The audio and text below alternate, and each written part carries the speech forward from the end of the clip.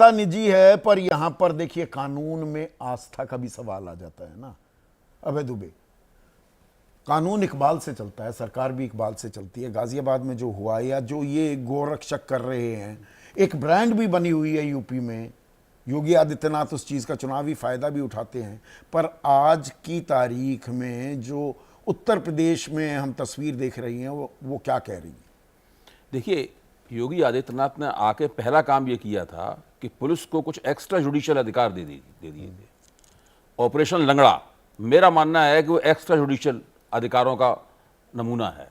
इसके बाद में जो एनकाउंटर करने वाला ट्रिगर हैप्पी बना देना पुलिस को, ये भी एक्स्ट्रा जुडिशियल बनाने का नमूना है। और मैं राजकुमार भाटी की इस बात से सहमत हूं कि उन्होंने जो बात कही है, इस बात को लगातार अगर आप अपराध संबंधी साहित्य को देखेंगे तो उससे तस्दीक होती है इस बात की कि इस प्रकार के अधिकार दे देने से कानून व्यवस्था चुस्त दुरुस्त नहीं होती। नहीं, इसका एक पलट पहलू ऑप्टिक बनता है। ये बात सही है आपकी। नहीं, एक इसकी पलट पहलू ये है, ये कादिर या ये 2 टके के ये अपराधी किसी पुलिस वाले पर गोली चलाने का दुस्साहस कर सके, फिर उसमें आप how can you not justify N encounter? ऐसे आदमियों को गोली की भाषा ही समझ में आती है। जब आप एनकाउंटर देखिए, एनकाउंटर हो रहा है, उसमें पुलिस वाले भी गोली चला रहे हैं, उधर से भी गोली चल रही है, किसको लग रही है किसको नहीं लग रही है, वो एक अलग बात है। मैं ये कह रहा हूं, जब आप पुलिस को ये अधिकार दे देते हैं तो जो जराइम पेशा लोग जो हैं वो और भी डेस्परेट होते हैं, फिर वो और भी आक्रामक होते हैं।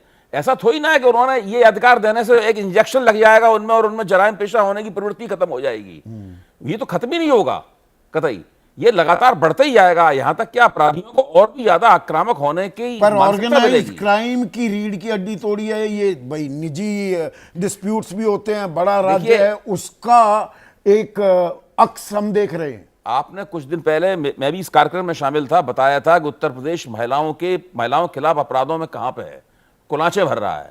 अभी यहां पे आंकड़े पेश किए गए, ये आंकड़ों की आपने भी तस्दीक की। उत्तर प्रदेश में जबरदस्त रूप से अपराध बढ़े हैं। देखिए, आप एक तरफ तो कह रहे हैं कि हमने संगठित अपराध खत्म कर दिए, केवल अपराध निजी तौर पे निजी झगड़े फसाद के कारण हो रहे हैं, लेकिन इतने ज्यादा अपराध केवल निजी झगड़े फसाद की वजह से नहीं होते। पूछ रहे हैं कि मुख्यमंत्री योगी कई बार दावा कर चुके हैं कि यूपी में गुंडा राज खत्म हो गया, तो 24 घंटे में 14 हत्याएं कैसे हो रही? देखिए, शुरू में ऐसी छवि बनी थी और मोदी योगी की जोड़ी की बात अक्सर होती थी, योगी जी की इसमें तारीफ भी होती थी।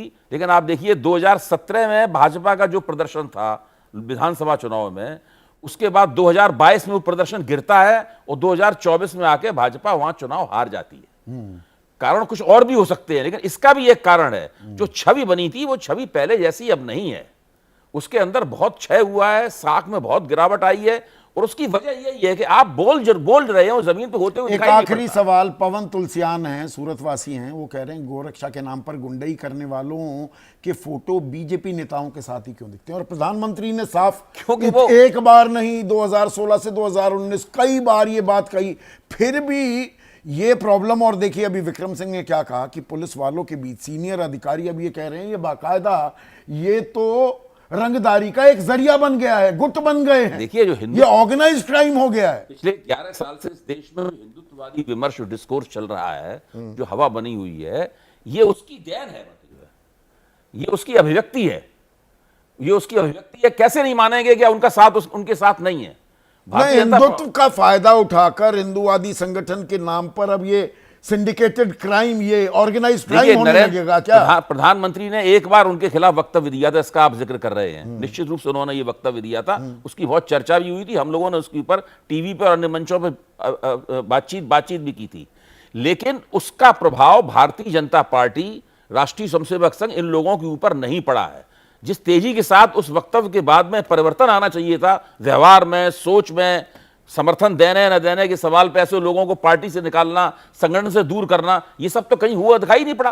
तो यहां पर कथनी और करनी जो बताया जा रहा है और जो जमीन पर हकीकत है, क्या उसमें कोई तालमेल नहीं दिख रहा है? और ये अपने आप में एक गंभीर सवाल हो जाता है, क्या उत्तर प्रदेश जैसे राज्य में कानून व्यवस्था तो दुरुस्त होनी ही चाहिए, और ये नए नए क्राइम जो सिंडिकेट गैंग्स जो अब बन रहे हैं, और ये बहुत ही अहम गंभीर जानकारी विक्रम सिंह जी ने साझा की है कि अब गौरक्षा के नाम पर आप संगठन बना लेंगे और रंगदारी करेंगे, लोगों को डराएंगे, धमकाएंगे, या पीटेंगे या मार डालेंगे। इस पर तत्काल अंकुश लगना ही चाहिए। आज इतना ही।